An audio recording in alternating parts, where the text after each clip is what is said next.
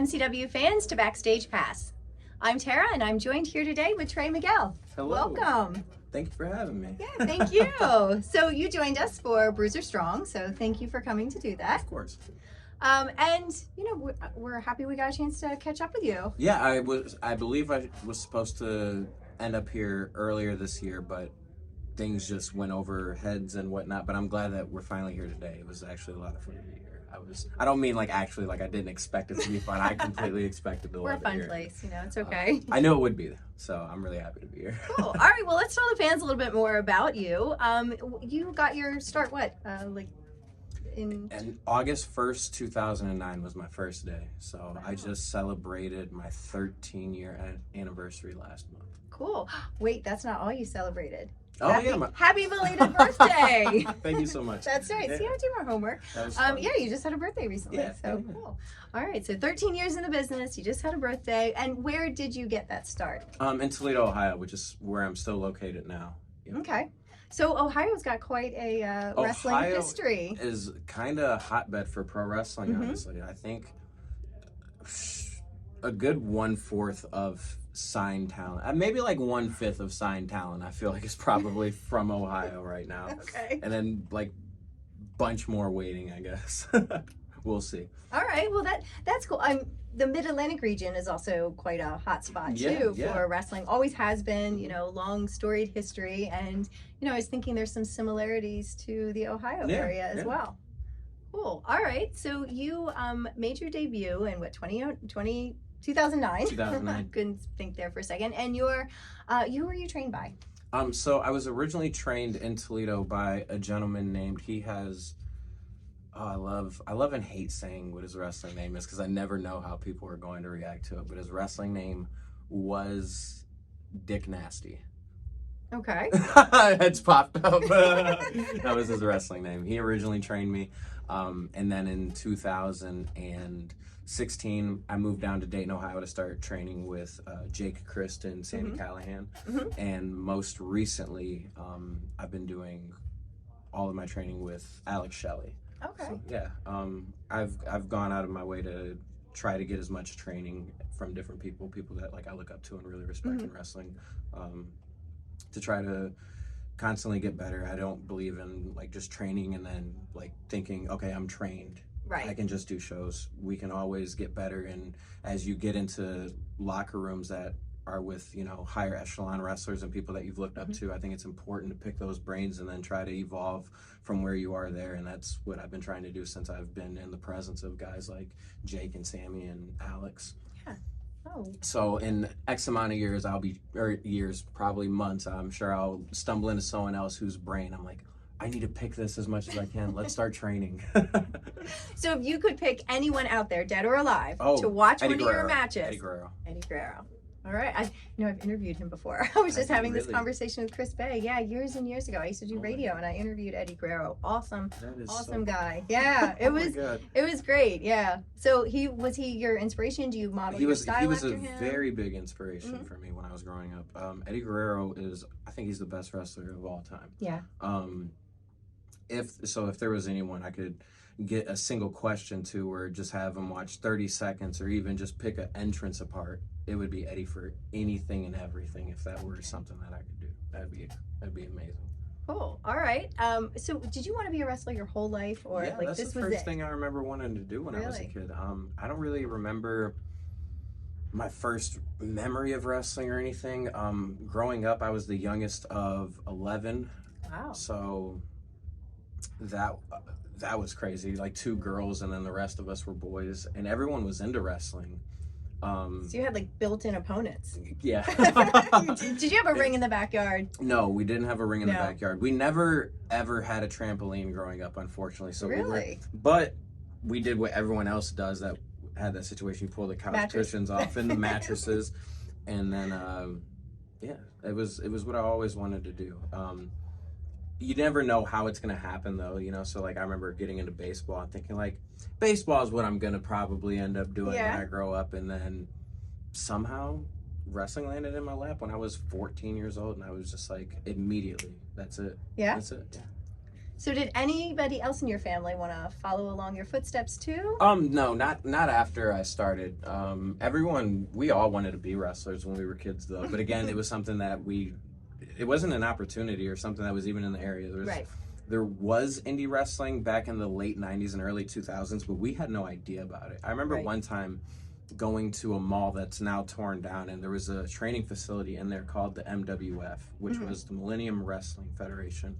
And the guy that originally trained me, Dick Nasty, that's where he trained and performed at. And I used to have this memory that I thought I was crazy. Like, I thought this maybe was a dream that, you know, like never really happened, but I swore I'd always had this memory of going to a mall and seeing a wrestling ring in one of these curtained off stores or like lots in there. And there was a little bit of wrestling memorabilia in the front, but I couldn't confirm. It's such an old memory. And then when I started wrestling, they told me about how there was a school in the old mall, and I was like, I'm not crazy. That was a thing. And yeah, but we had no idea that was around back then. If we had, maybe some of my siblings would have tried. They would have been old enough back then. I mean, the age range is crazy. I think one of my oldest brother is in his 40s, and I just turned 28, so he would have been old enough to maybe train back then. But they all think it's the coolest thing in the world that it actually happened for me. Oh, that's really awesome. Cool. That's great. You have a supportive family. Like, that's the most. I think that's really important. So do they come and watch you? Yeah, they do. And now I actually run my own shows in Toledo. And so we just did our first show on August 18th, and 2 of my brothers made it. My sister and my mom and my aunt made it. My nieces and nephews. My dad was there. Oh wow. My dad's oldest brother, who I've actually only met one time, he was there, and it was breathtaking. It was really, really cool. Great. That was one of my favorite memories that wrestling's ever given me. So that was, and it was the first time that my mom had actually ever seen me wrestle live. So it was really cool to put on my own show. I think we drew right around 300 people, which I think is that's great. I think that's an absolutely great turnout for my first show ever. Having no experience in booking and promoting, this was my first crack at it. Wow. It really meant a lot. It was really cool to have that. That's great. Yeah. Do you plan on doing more? Yeah, we had a follow-up show last week, actually. We did 2 shows in 2 weeks, which was nuts, and it was a learning experience, but it wasn't something that I actually intended to do. I do have a partner, and we had a really good deal to book 2 shows that soon. So it was like, we may as well give it a shot. We won't lose any money on it. And we'll give people a show if they show up to it. Yeah. And we had a pretty good turnout for that too. So it's something that we're going to continue with. And I'm excited to do it. Cool. I'm a little nervous to do it at the same time because it's a different kind of stress and a different workload for me to take on. But it comes with good experience, because when I'm done with wrestling, I'd like to produce it. That's what I'd like to do. No one wrestles forever, and this is very true. As long as I can stay in it, I'd like to find positions that work for me, that I enjoy. Cool. I believe that you should always enjoy what you like. Absolutely. Or enjoy what you're doing. Yeah. So. Like, I'm never leaving wrestling. Yeah. Well, what is the name of this promotion, and how can fans find it? It is UAPW. We are, I'm not trying to do anything super crazy with it right now, so we're not streaming anywhere yet. I'm just trying to give people in my community somewhere to watch wrestling on a regular basis. There's always been a wrestling community there, but there's nowhere to tap into it unless WWE comes in, that happens maybe once a year. Yeah. And just this year was the first time Raw had come to Toledo in closer to 10 years. Oh, wow. There's a big difference when in the crowd and attendance when SmackDown and Raw comes into Toledo. I don't know what that difference is for people, and like, you know, how they make their mind up if they're going to attend or not.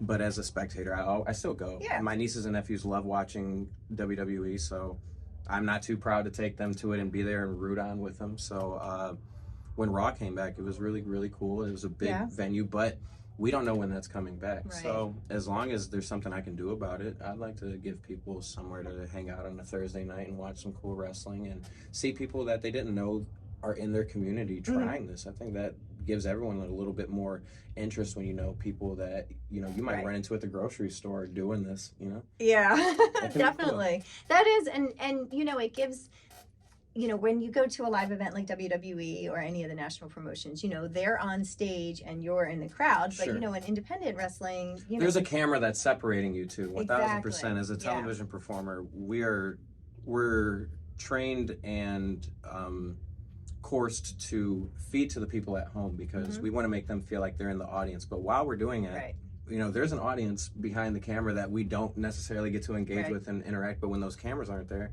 you can do it all, and you can make people really feel like they're a part of the show. So I'd like to just focus on building that rapport with our fans now before I try getting any big social media following or anything like that. We're not on Instagram, we're not on Twitter. We have a Facebook page. It's just a little humble pro wrestling promotion that I'm trying to put on right now. When I'm ready to try doing some bigger stuff, maybe, but I can only do so much right now. Well, I was gonna ask if you have like hobbies or what do you do in your free time, but it seems like you're pretty full. I'm a little full. Aside from that, I dabble in art. I paint. Oh, really? I draw. I am really big into sneakers. That's like my main passion outside of wrestling. So I'm constantly hunting, trading, selling, buying. I just started trying to customize shoes. I'm working on a pair of coffee dipped rope lace Air Force Ones for Chelsea Green, but I have to finish my pair first to make sure that I'm even good at it. So that's wow. So I just got into watching these sneaker dipping videos. They're so sweet. I have an art degree as well. Oh, really? And so I love to paint, and I started watching that. And I got a 12-year-old kid. He's into Jordans, right? And you know, but he wanted like customized ones. So I started watching these videos, right? And I'm watching. I was like, wow, people are doing this. I would be so afraid to spend a couple $100 on a pair of shoes and then screw them up. There is someone that I follow on TikTok and Instagram named Gav Customs, and he customizes an off-white Jordan 4 more than he customizes any other shoe, and that's in my size, that's a $1,600 shoe.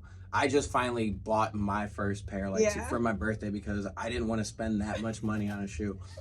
I don't even want to wear the thing. I couldn't imagine just like, you know what, I'm going to dip this whole thing blue and we'll see how it turns out, just for the sake of like 100,000 likes.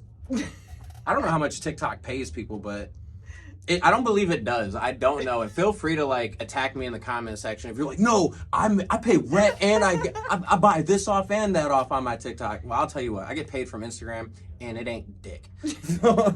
So it ain't shit. So I'm not gonna drop a off-white premium leather shoe for like $200. It's that ain't happening. Right. God, the whole process, the way they tape everything. Oh, yeah, like, that's the cool part too. Yeah, I've watched them. That's so funny. I've never talked to anybody else who watches When we end this, I'm going to show you Gav Customs. You're going to be like, no. For how much money? No, not me.